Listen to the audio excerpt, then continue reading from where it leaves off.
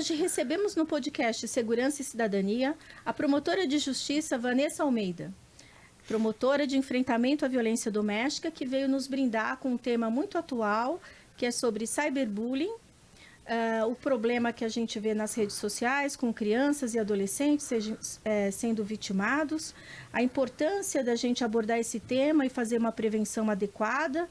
Então eu chamo os pais e também os adolescentes para ouvirem nosso podcast e escutarem as recomendações da nossa querida promotora Vanessa Almeida. Vanessa, muito obrigada por sua presença aqui conosco. Gostaria de agradecer você e todo o MP pela prestatividade em comparecer nos programas e informar a população de São Paulo. Muito obrigada. Imagina, eu que agradeço e nós do Ministério Público que agradecemos essa chance de falar com a sociedade sobre um problema que exige a colaboração de todos para o seu enfrentamento. É verdade, a gente tem visto, né, que esse problema de cyberbullying, as redes sociais trouxeram um conforto, uma comodidade para todo mundo, mas também tem os seus reveses, né? Então, que a gente precisa estar atento para esse perigo que é o cyberbullying em casa, né?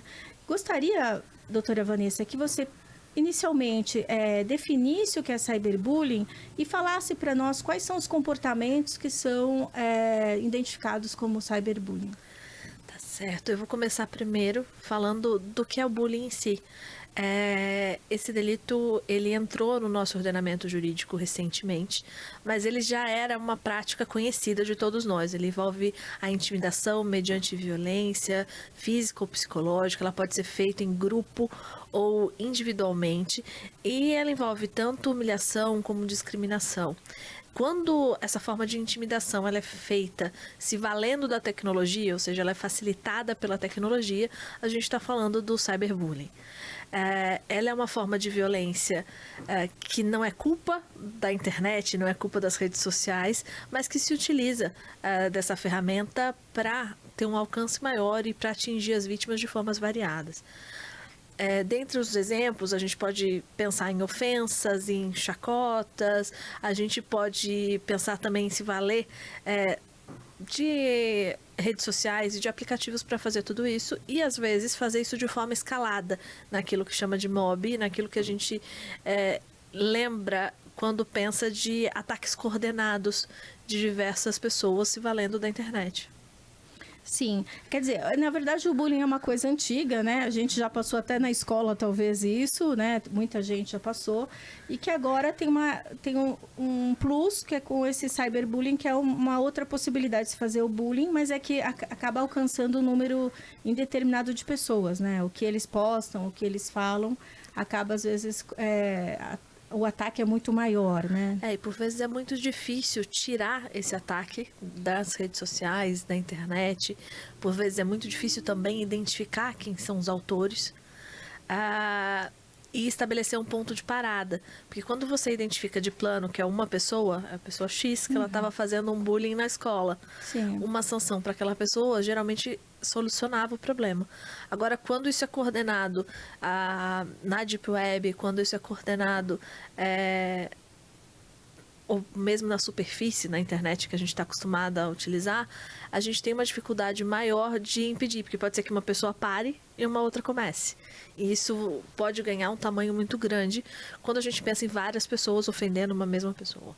Sim, e os danos, né, psíquicos, né, para essa pessoa até são grandes, né? A gente ouve dizer de pessoas até que tiraram a vida por causa dos ataques, né? Não é uma coisa corriqueira, né? Não, com certeza. Além do medo, além da vergonha, a gente pode pensar que essas pessoas podem ficar com estresse pós-traumático, podem apresentar dificuldade de ir à escola, dificuldade acadêmica, diversos outros sentimentos e sofrimentos que se prolongam no tempo, em especial porque, dada a facilidade de transmissão da informação, dessa violência pela internet ou com o uso de tecnologia, ela pode ter aquela sensação de que ela está sempre sob risco. Uhum. Além de tudo, ela pode ter uma sensação de que essa violência sai da internet, sai das redes sociais, sai da tecnologia e chega no mundo real. É isso que a gente tem visto em vários casos, que começa com o uso da tecnologia, começa pelas redes sociais e extrapola e chega no dia a dia. Para uma violência física. Sim. Mesmo. Eu gostaria que a senhora falasse sobre Quais são esses sinais para os pais ficarem atentos, né? Assim, o que um pai, um comportamento, você até falou, né? De introversão, às vezes não quer ir para a escola, começa a ter baixas notas, né? O comportamento muda, né? Sim, depressão, ansiedade, são alguns dos sinais. Por isso é muito importante que os pais conversem com os filhos sobre todos os temas, e é importante que a gente também tenha esses filtros, esses controles que os aplicativos permitem, que a gente denuncie as formas de violência que a gente vê, para a gente interromper isso. Para não ficar fácil para o agressor, né? A gente dificultar a vida deles também, né? Com certeza. E ensinar alguns sinais de alerta. Por exemplo, eu queria mencionar para vocês que algumas pessoas, algumas crianças e adolescentes são alvos mais fáceis, são alvos prioritários, são as maiores vítimas, que são as meninas, são a população LGBTQIA+, são as pessoas negras. E por que eu digo isso? Para dizer que essa forma de violência contra a criança e adolescente, ela não anda sozinha, ela geralmente vem acompanhada com outras formas de discriminação, como a misoginia, o racismo, a homofobia, dentre outras.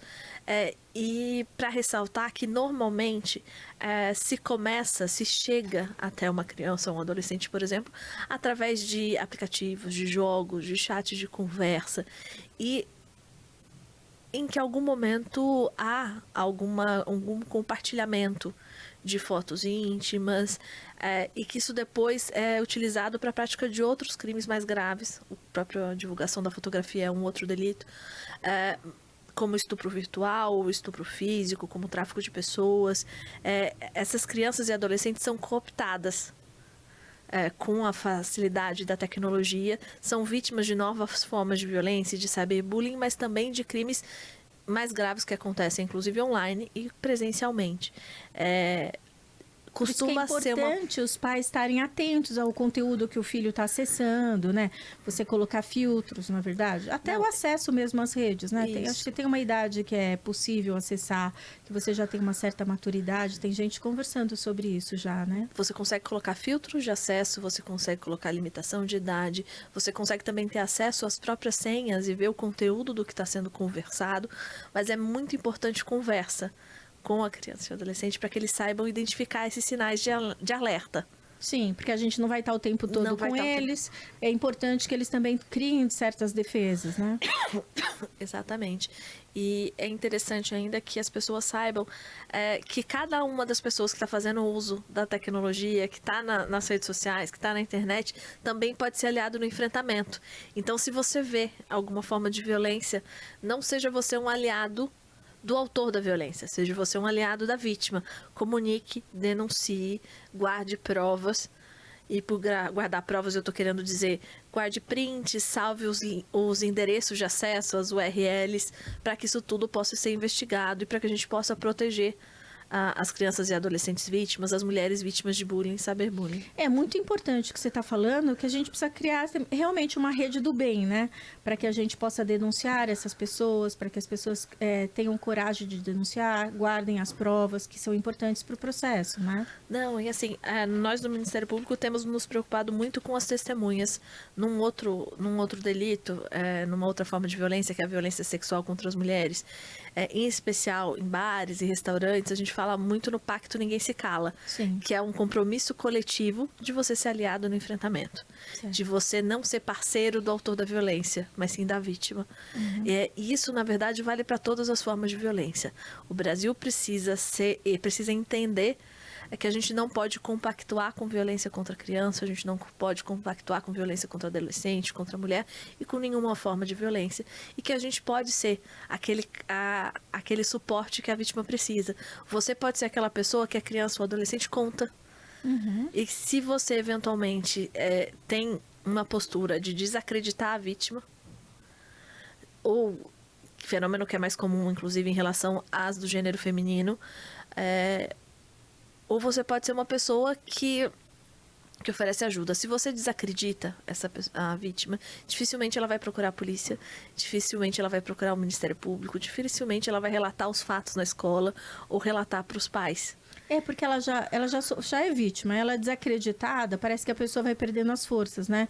Porque eu imagino, ser vítima é muito difícil nesse país, porque nós não temos realmente uma política de ajuda para que a vítima se sustente, né?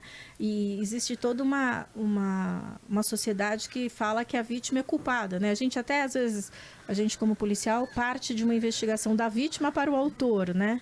Isso é uma coisa que é muito enraizada no nosso sistema jurídico. Isso é uma coisa muito ruim também, né? Isso se fundamenta muito numa coisa que a gente chama que é cultura de violência contra as mulheres e meninas em geral. A cultura do estupro, que passa por uma das suas características, que é a culpabilização da vítima. É você dizer que aquela vítima foi culpada pela violência porque ela compartilhou uma foto, ou porque ela vestiu uma roupa mais provocadora. Ou porque ela foi no encontro. Exatamente. Né? Que assim, é uma coisa normal. Se a pessoa pode não gostar ou gostar da pessoa e não precisa acabar em violência, né? E a gente precisa olhar para os nossos ofensores. Quem são eles? Por que eles estão praticando essas formas de violência? Por que eles estão escolhendo essas vítimas de maior vulnerabilidade? Para a gente poder, então, pensar num cenário diferente. Em construir um Brasil diferente. O que não dá para ser feito também sem educação, sem o auxílio da educação. Porque a gente não muda a cultura só com normas penais, a gente não muda a cultura sem transformar todo o entendimento do que é aceitável ou não é aceitável num país. Sim, é verdade. Não, a gente fala que todo o sistema de segurança ele é super importante, por isso que o programa mudou de nome para Segurança e Cidadania, porque sem educação a gente não tem cidadania, a gente tem uma pseudo-cidadania, né? Para o exercício da cidadania, as pessoas têm que saber seus direitos, seus deveres, né? Está muito alinhado com isso, né? Para que a gente não se perca no meio do processo, né? Não, exatamente. E essa educação, ela tem que ser uma educação que é pensada nessa perspectiva de proteção dos direitos humanos, de respeito à diferença, de não violência. Não é à toa que as informações sobre esses temas, elas envolvem um pouquinho de disputa, porque há uma resistência sobre o próprio conceito de violência. As pessoas, às vezes, não acreditam que aquilo é uma violação de direitos humanos, não acreditam que aquilo decorre do gênero, porque o próprio gênero, às vezes, é questionável, que as meninas são mais vítimas, ou que os maiores autores em alguns delitos são homens. E isso acaba por prejudicar toda a proteção, porque se a gente já vem com aquelas pré-compreensões erradas, sem ser baseadas em dados, a gente não protege. Isso é assim quando a gente lembra que muitas pessoas têm medo de que crianças sejam vítimas, por exemplo, de estupro fora de casa, quando a maioria dos casos acontece dentro de casa. São pessoas próximas da criança. Isso, em relação ao cyberbullying, também é importante. Porque às vezes a pessoa crê que o filho está seguro em casa, a filha está segura em casa, jogando online. E, por vezes, ela está sendo vítima de violência online. Sim, ela não sai de casa e fala assim, tá no quarto, tá brincando, não tem problema. Mas aí que a gente precisa também observar. Eu vejo, assim, que os pais precisam dar regras claras para os filhos de uso de celular, né? Hoje em dia, quando a criança está dando muito trabalho, eu vejo muita gente fazendo isso, dando o celular para a criança assistir um desenho ou ficar entretida no celular, porque assim ele não fica causando em casa. Isso é uma coisa horrível, né? Porque você precisa conversar com seu filho, precisa orientar, né? A gente não pode terceirizar a educação dos nossos filhos, né? Isso é uma coisa extremamente importante da gente falar, né? Que quem dá limite para o uso do celular são os pais, né? Quem tem que vigiar o que eles estão olhando, mesmo que de uma forma respeitosa com o filho, não invadindo tanto a privacidade, mas a privacidade, ela tem limites nessa idade, até porque a gente precisa saber o que eles estão fazendo, o que eles estão acessando, né? Não, com toda certeza. A privacidade, ela não pode permitir que você encoberte delitos e que você não proteja crianças e adolescentes. Eu trabalhei num caso em que isso ficou muito claro, porque se a gente não cedesse um pouquinho em relação à privacidade, a gente teria crianças e adolescentes continuando a ser vítimas ininterruptamente de delitos. E aqui foi muito feliz o código em dar nome a um problema. A gente já tinha normas que admitiam a punição do bullying, do cyberbullying, seja pela ameaça, seja pela perseguição, seja pela injúria, Tinha outros crimes tinha que a outros gente crimes que a gente podia conseguia colocar. encaixar, tanto do Código Penal quanto do Estatuto da Criança e do Adolescente. Mas quando você dá nome a um problema, você facilita a identificação e você reconhece que aquele problema é importante, que não pode passar batido. E você consegue quantificar também de uma forma mais qualificada, porque se você fosse separar injúria ou ameaça, às vezes fica difícil, né? Você tem aquele dado bruto, mas quando você tem um artigo do Código Penal, a gente consegue fazer uma verificação. Mesmo que tenha cifras ocultas, alguma verificação a gente tem, né? Fica muito mais fácil. Mas a gente tem que lembrar que a cifra oculta ela não é pequena. Ela não é pequena. Porque eu falei um pouquinho do déficit de credibilidade em relação às mulheres. A gente também tem um déficit de credibilidade muito grande em relação à criança e adolescente. Que existem muitos mitos de que eles fantasiam, de que eles imaginam estar sendo vítimas de violência, em especial de violência sexual. Sim. Quando, em especial em relação à criança e adolescente, esse dado é falso em sua grande maioria, não é verdade que elas inventam. A grande maioria dos casos é real. A violência noticiada. Sim. E acho importante a gente falar com as crianças e adolescentes também sempre. A gente identifica no Ministério Público quando a gente faz capacitações nas escolas, por exemplo, para falar de violência doméstica, ou para falar de discriminações, para falar de abuso sexual. Está chegando maio, que é o maio laranja. Invariavelmente aparecem casos. Porque a gente trazendo luz para o problema, a gente noticiando o problema, discutindo sobre ele, crianças e adolescentes se sentem mais confortáveis para falar o que vivenciam. Sim. Até porque muitos deles, a violência em casa, eles sofrem ameaças pesadíssimas, né? Eles sofrem sozinhos, né? É bem complicado. Aí quando eles encontram alguém de fora para poder desabafar e falar, eles acabam falando, né? É que eu acho que às vezes a escola se omite bastante, né? Ver crianças que sim, visivelmente estão sendo vítimas de algum abuso, ou físico, ou sexual, e elas acabam não denunciando também, mesmo com a obrigação de denunciar, né? Ainda hoje as escolas, apesar disso, elas são grandes parceiras. A maioria das nossas denúncias chegam através da escola. E há um compromisso das escolas de falarem sobre isso. Eu só queria, acho que, reforçar um pouquinho que o cyberbullying, a violência facilitada pela internet, ela também gera essa estigmatização da pessoa e esse receio de que os ataques, eles na verdade aumentem, ao invés de diminuir com a denúncia. Então, é importante conversar, é importante falar que é importante noticiar, é importante procurar ajuda para que isso não aumente. Nós temos mecanismos para identificar os autores, nós temos mecanismos para colocar as vítimas a salvo, mas a gente precisa saber o que está acontecendo. Sim, é verdade. E a senhora fala, tem algumas organizações ou linhas de apoio para as crianças e adolescentes que acabam sendo vítimas de cyber?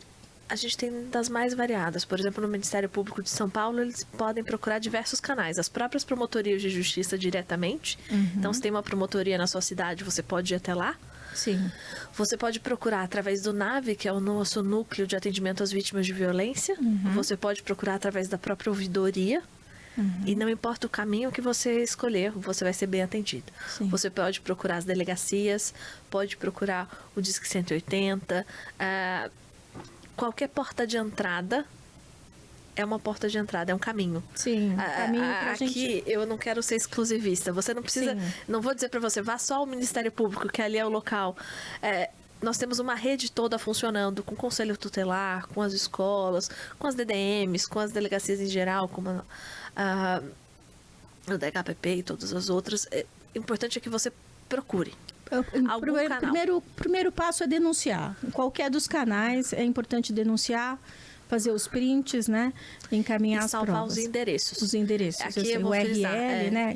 Explica pro pessoal, para nós, por favor. É muito importante que vocês salvem os endereços, além dos prints. Que vocês coloquem a URL para conseguir localizar esse elemento de novo e para que a gente consiga fazer a preservação da cadeia de custódia. Ou seja, para que essa prova seja válida. Certo. A gente precisa tanto dos prints como desse caminho. É importante que você saiba também e forneça essas informações. Sobre os links das pessoas, os nicks das pessoas que são os autores. Se há relação com alguma violência física, se isso transpassou da violência digital para a violência física, se essa violência digital envolveu ameaça a outras pessoas, quais os aplicativos foram utilizados para essa forma de violência, e se você conhece essas pessoas fisicamente. Pode ser que você não conheça, que esse contato tenha sido através de rede social, através de jogos ou através de grupos de conversa, mas pode ser que seja uma pessoa que você tem contato no seu dia a dia da escola. E pode ser que esse cyberbullying, essa violência, ela encontre apoio de outras pessoas. A gente precisa saber todas as pessoas que estão apoiando e que estão também praticando violência. Certo. Doutora Vanessa, eu adorei receber você aqui hoje. Eu queria que, para a gente terminar, você falou para mim que existe violência digital muito contra as mulheres. Eu queria que, para terminar, você falasse um pouco sobre isso, né? Como as mulheres são vítimas disso e como as mulheres podem estar atentas, né? Porque o pessoal acaba divulgando fotos íntimas, essas coisas. Eu gostaria que a senhora finalizasse com esse olhar para as mulheres. Eu vou abrir só para falar mulheres e meninas, porque atinge as meninas. Sim, meninas, exatamente, também. Meninas mas, também. Assim, começa geralmente com uma simulação de relacionamento, fazendo uso de fotos íntimas que eventualmente a menina ou a mulher compartilhou para poder gerar ameaça. Para poder gerar um escalonamento de violência, chantagem para violência física, para violência sexual na sequência. Pode ser ainda utilizada para controlar os movimentos da mulher e da menina, para saber onde ela andou, para isso virar uma forma de perseguição, para controlar o que ela faz da vida dela. Para minar essa capacidade de resistir e de sair do ciclo de violência. E ela não precisa ser praticada por desconhecido, ela pode envolver uma relação de afeto existente. Pode ser um parceiro, um ex-parceiro, que está utilizando da tecnologia para tudo isso. E uma outra forma que eu acho muito importante mencionar é que acaba por atingir tanto crianças quanto mulheres, é o que a gente chama de deepfake. É fazer uso da inteligência artificial, fazer o uso de aplicativos para simular nudes, para simular fotografias, para simular vídeos e poder utilizar esse vídeo falso para poder chantagear, para poder ameaçar, para expor e de alguma forma violar todos os direitos das crianças, das mulheres e dos adolescentes. Sim. Doutora Vanessa, sua explicação foi ótima, maravilhosa. Eu tenho certeza que nossos espectadores ficaram muito satisfeitos. Mande um abraço para os colegas do Ministério Público. É sempre um prazer receber vocês aqui. Vocês sempre são extremamente gentis e a população de São Paulo precisa desses esclarecimentos. Muito obrigada, doutora Vanessa. O microfone aqui do Segurança e Cidadania está sempre aberto para você. Muito obrigada. Imagina, eu que agradeço. É um privilégio estar aqui com vocês.